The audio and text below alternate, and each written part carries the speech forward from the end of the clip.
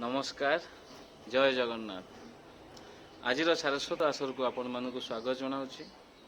आज मो हाथ में अच्छी अक्षरा ओडिशार जनाशुना साहित्यिक तथा भंजनगर शिक्षक और शिक्षा महाविद्यालय अध्यक्षा डॉक्टर सरोजिनी बराई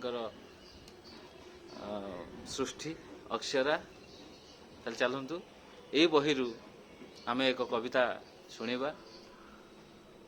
डॉक्टर सरोजिनी बराई प्रत्येक कवितार वास्तव जीवनटा प्रस्फुटित हुए।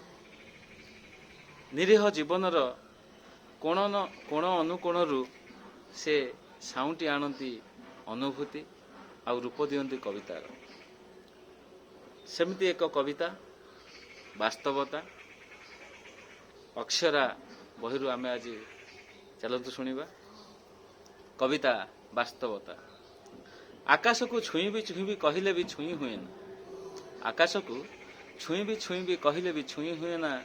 दिग्बलय को लंघिबी कहले भी लंघि हुए ना।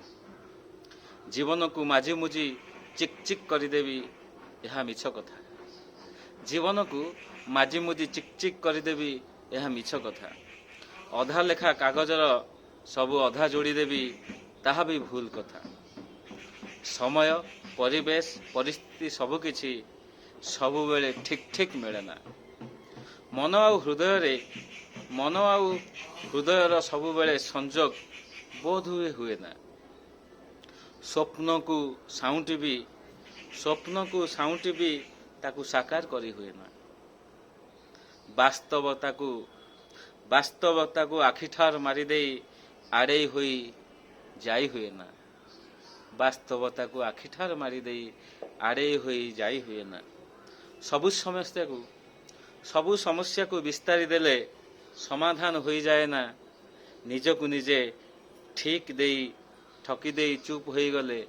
निज को निजे ठकी दे चुप हो गले रही हुए ना कारण यह जीवन वास्तवता। बहुत बहुत धन्यवाद। जय जगन्नाथ।